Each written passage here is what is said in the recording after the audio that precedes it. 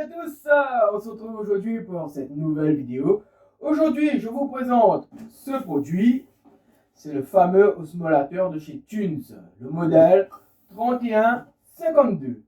Pourquoi vous présenter ce produit? C'est l'occasion pour moi de vous parler de l'osmolation et pourquoi cette marque en particulier.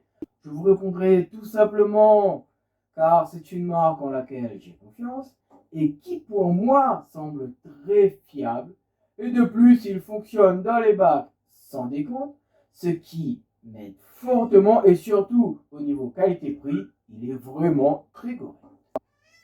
Bon, je souhaite quand même vous signaler qu'il n'y a aucun sponsor au niveau des marques, que ce soit Aquastore ou même Thunes. C'est uniquement des produits que nous aimons utiliser ou des sites internet sur lesquels nous aimons commander nos produits. Par contre, si vous voulez nous faire des dons, nous avons créé une page Tipeee. Le lien sera dans la description. Et à partir de ce site, vous pourrez nous faire des dons pour nous aider à financer le matériel et même améliorer la qualité de nos vidéos. Nous comptons sur vous. Bon, rentrons dans le vent du sujet maintenant. Parlons osmolateur. Dans un premier temps, nous allons déballer ensemble et voir ce que ce colis contient. Nous assemblerons le système et enfin, nous l'installerons avec quelques explications sur ce que c'est l'osmolation dans un aquarium. Allez, c'est parti, le fameux petit unboxing. Bon, tout d'abord, on va commencer par ouvrir ce petit colis, bien sûr. Nous découvrons la boîte comme ceci. Voilà. On va enlever le scotch. Comme ceci. Hop. Ça, on met là-bas.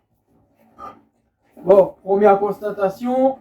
Le colis fait 2 fois la taille de la boîte de l'osmolateur. Voilà. Bon, au moins il est bien protégé. Parce qu'il y a du papier bulle à l'intérieur. Voilà, ça se présente comme ça. La boîte est vraiment énorme pour une si petite chose, mais bon, au moins c'est bien protégé.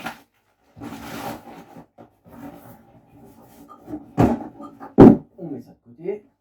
Maintenant, nous allons ouvrir la boîte de l'osmolateur. Alors, à l'intérieur, on trouve en premier les notices, avec bien sûr plusieurs langues, dont le français. Ensuite, nous avons la petite pompe, qui fait environ 200 litres, je crois. Ensuite, on va mettre ça ici. Nous avons le contrôleur, suivi de ce petit capteur. Ça se présente comme ça, voilà. Nous avons ensuite le support à fixer sur la vitre pour le tuyau d'arrivée d'eau dans le bac. On va mettre ça ici. Nous avons aussi le fameux système d'aimant Thunes qui du coup rend le système beaucoup plus fiable. Car avec les modèles à ventouse, il y a des risques que la ventouse se décolle, tombe dans l'eau et du coup le capteur ne fonctionne plus.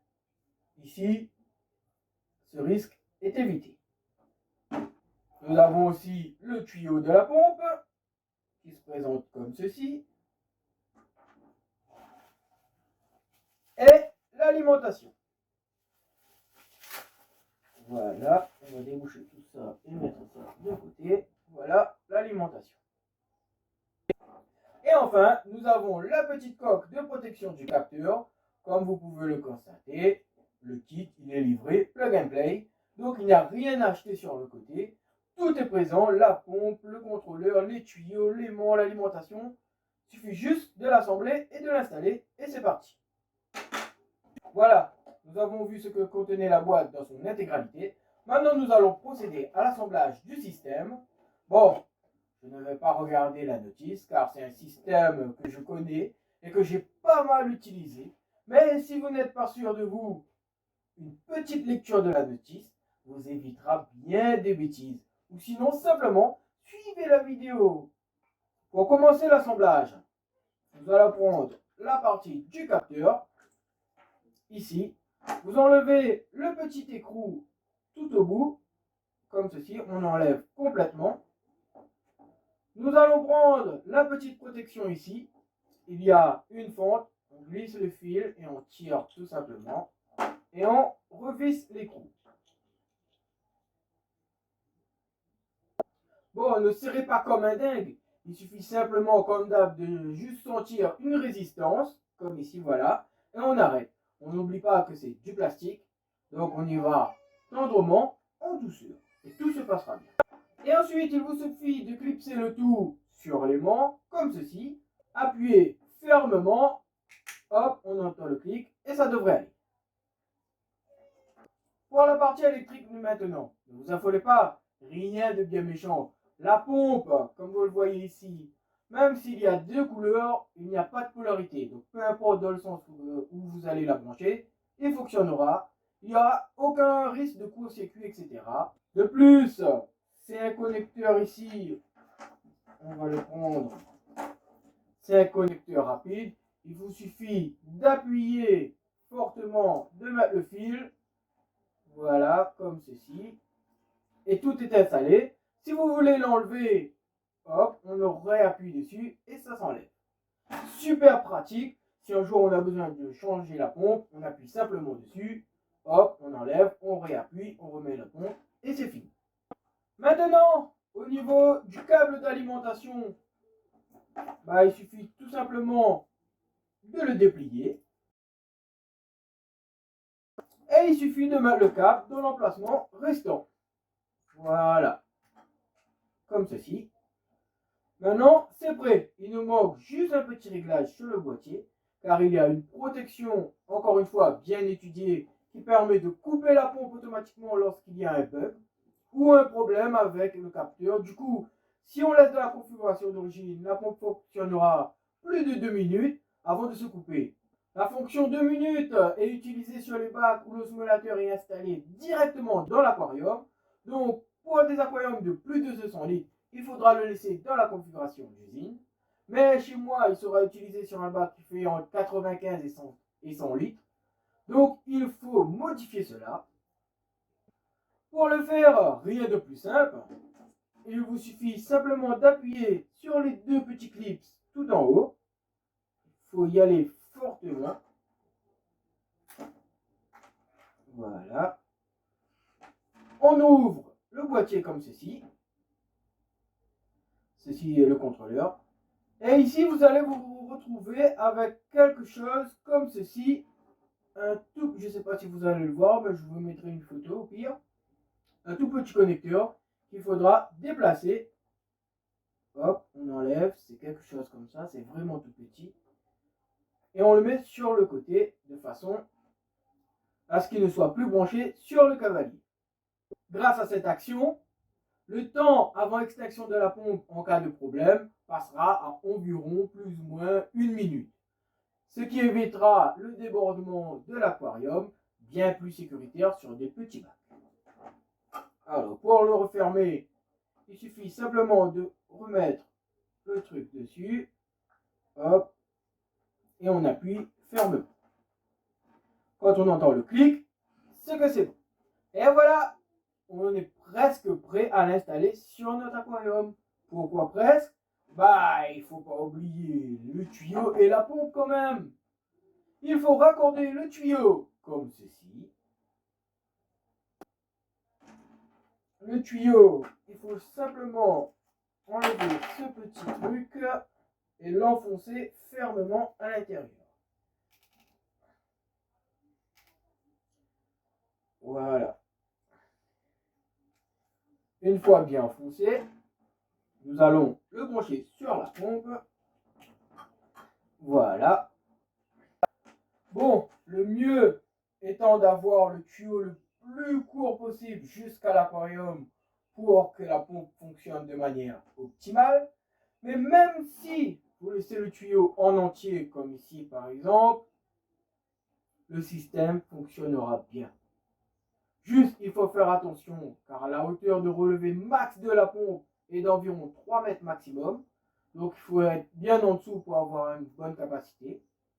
La meilleure façon d'installer la pompe, si comme moi vous voulez le mettre dans un bidon, comme ceci, il faudra faire des trous dans le bouchon, passer les fils et le connecter la pompe au système. Pour cela, rien de plus simple.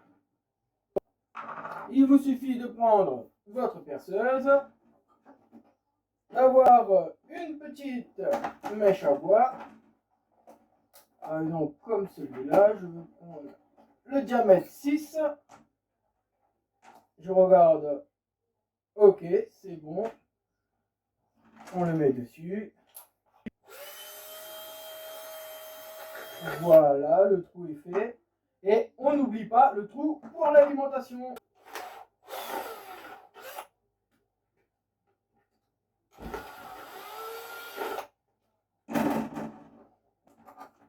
Ensuite, il nous reste juste à passer le tuyau ici.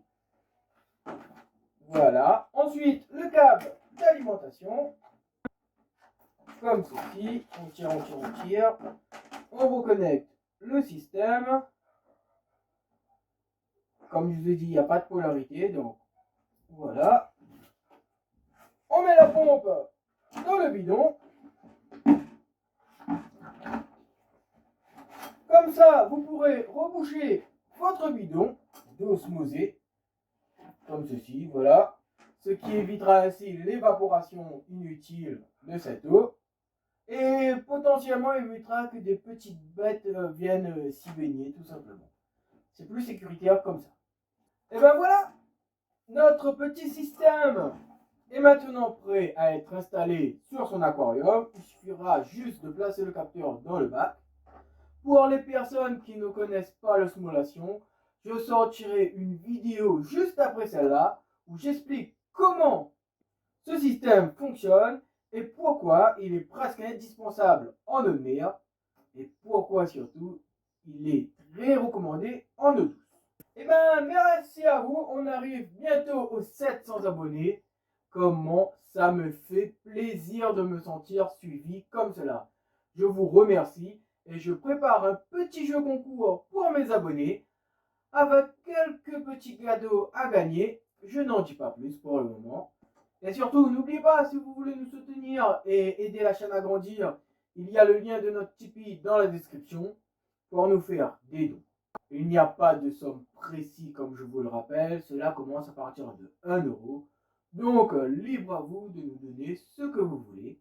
Tout cela servira à financer le matériel des vidéos, le matériel pour vous présenter d'autres produits par exemple, etc. Donc ça sera vraiment utile à la chaîne.